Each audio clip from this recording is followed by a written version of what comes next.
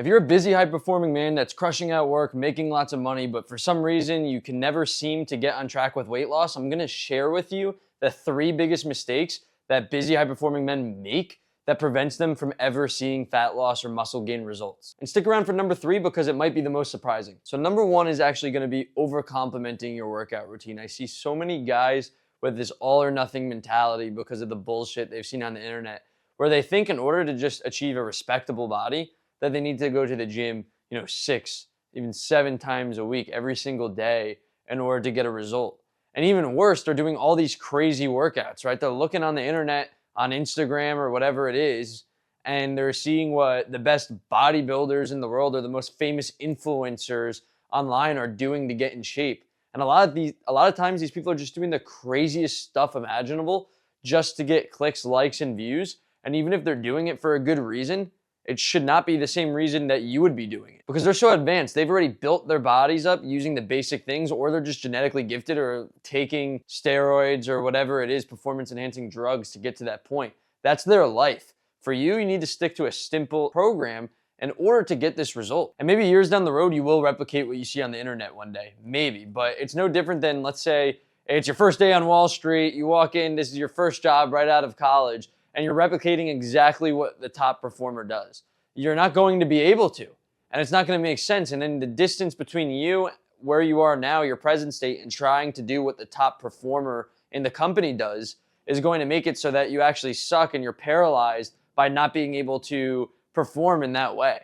It's basically the same thing. You don't want to bite off more than you could chew, and you don't want to overcomplicate it, especially when you're working. Time is money for you. You don't have enough time to be thinking about all these crazy things. So instead, keep it simple and stick to weight training. That's number 1. If you don't have that right, then everything else that I'm about to say is totally irrelevant. Next, you want to stick primarily to compound movements, okay? So what you could do is separate compound movements into 2 separate days. So you could start with 2 days in the week, 45 minutes to an hour each time.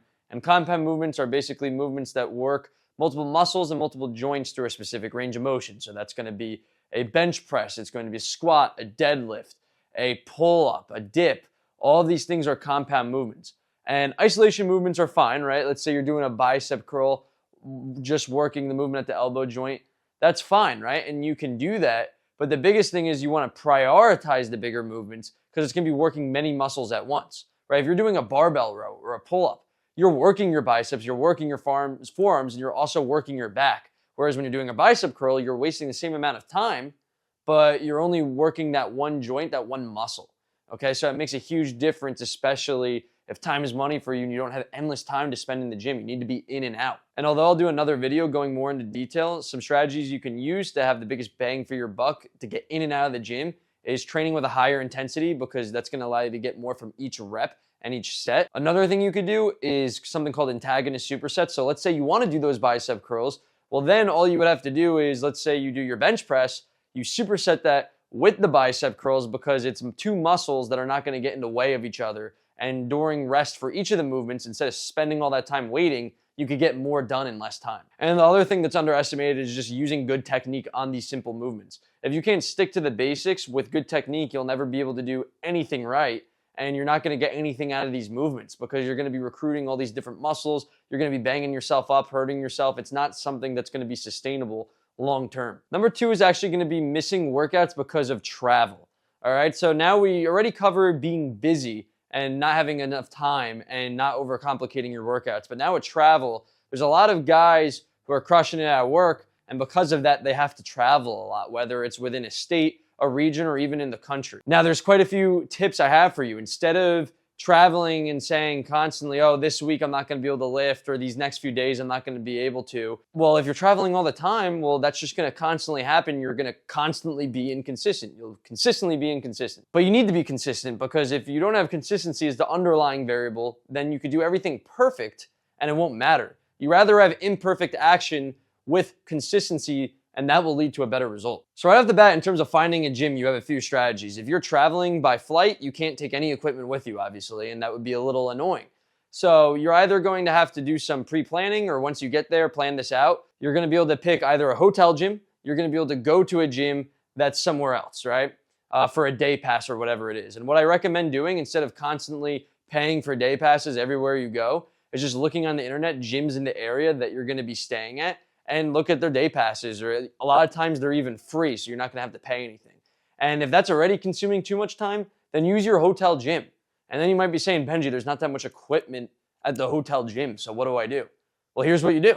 You get creative with it, okay? So usually hotel gyms, they go up to 50-pound dumbbells, and the top tier ones, they do have a lot of machines, but if you're at just a normal hotel, they're not going to. It's gonna be a bench, like I'm sitting on right now, 50-pound dumbbells, not much else, maybe a cardio machine. So being creative, you're gonna have to do either higher reps, you're gonna have to do either more challenging exercises that make it so that you can't use as heavy weight. Maybe you're gonna even have to use your technique where you go even slower on the lowering portion of movements just to make it that much harder and to get more out of less weight. You also might have to do more body weight exercises too. So instead of doing barbell bench press, because it won't be there, you can do push-ups, right? Instead of doing tricep push-downs, you could do bench dips. There's lots of options like this. And another one that's a little bit more on the crazier side is, let's say that you're doing dumbbell rows and you've gotten really strong. You could do 100-pound rows. Well, something you could start to do is stack 2 dumbbells together. And they actually make something, it's like $70 on the internet. And if you're traveling a lot, it's not a bad idea. It allows you to stack dumbbells on top of each other. So you just put it in your suitcase, bring that there, and then you're always gonna have heavy enough weight for the movements that you're really strong at. You could also use a wrist wrap to attach to your wrist and then the weight, and then attach 2 dumbbells to that, but the heavier the dumbbells, the harder that is. And lastly, if you're a frequent traveler, but you're traveling within an area where you're able to drive, and that's typically what you do, this is what I'd recommend. I just get the weights that people use at home gym sets. So let's say that you're a very strong guy at the extreme. Well, you could get a set of dumbbells that adjust up to 100 pounds, or even just one of them, right? A 100-pound adjustable dumbbell, and leave it in the trunk of your car. You could do this and get a foldable adjustable bench, bring that to your hotel room, and boom, right there, you're able to work out. And the same thing would go with that. You would just be creative like you would if you were in a hotel gym as well. The last strategy you could use there is just using exercise bands as well to make things more difficult. So let's say you're doing bicep curls, and for whatever reason, you don't have enough weight, you only have access to 15 pounds. Well, what you could do is attach a band to the dumbbell and then either stand on the band itself, the other end, or attach it to something that's at ground level, and then go up the curl, and there's just gonna be a lot more tension at the top of the movement. Also, if you wanted to create more tension at the bottom of the bicep curl, for example, you could hook the band to something that's higher up if you have it, a little bit higher, and as you curl down, it'll actually be harder because there'll be more resistance as long as you make it tight enough. Now, the third biggest mistake I see high-performing men make is that they underestimate sleep and recovery. Now, this is huge for so many reasons. One, if you're not sleeping and recovering properly, you're not even gonna get the result you want in the gym. Not only are you trying to get a result in the gym, but you're going to the gym to be healthier overall and probably to have more productivity at work, because what you do in the gym is also gonna be reflective of what you're able to do in work, right? The discipline you have, the energy you have, all these things. So you need this sleep and recovery to be sharp at work so you can keep making money and then not make the excuse that, oh, lifting drains my energy because I'm tired after work, therefore I quit. And then you try and try and try again and give up after each time.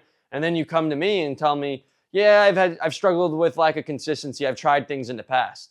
Yeah, that's why it doesn't work right there. So what you should be doing, although it might be difficult at times, is getting 7 to 8 hours of sleep every night. This might be a challenge, but when you prioritize this, you're gonna have a hell of a lot more energy to go work, go keep making more money, and you're gonna have the energy left over to lift weights. And then it's a positive feedback loop, because when you lift weights, it's a natural de-stressor, okay? So when you de-stress, now you're going to be able to sleep better, and then you sleep better, you have less stress, then you're able to do better at work, and it's just a cycle that endlessly repeats. So when you're managing sleep and recovery, it's really also directly aligned with stress management. Like, you can't talk about one without talking about the other. Because apart from actually moving stressors out of your life, and if you're working hard, chances are the biggest stressor for you is work, you can't move that one out of your life. So the only thing you can do is mitigate those stressors as much as possible. And some of the ways you could do that is, one, by just lifting weights, getting that exercise in at the gym, and then two, prioritizing your sleep. There's not that much else you could do on such a busy schedule. And the last element of this is just going to be your nutrition as a part of your recovery. Okay, so one, you want to build more muscle, you want to repair your muscles, so you need to prioritize protein. And if you watched any of my other videos, you already know this. But a lot of guys who are working their asses off lack energy at work because they'll skip breakfast, they'll eat a crappy lunch or whatever their coworkers are eating, and then they'll go have a big dinner later. But you need sustained energy throughout the day and to be able to recover still from the workout maybe you had the day before, whatever it is, in order to have energy for the remainder of the day. So you need to have meals that give you energy in a sustained fashion. This will generally be more whole food oriented meals.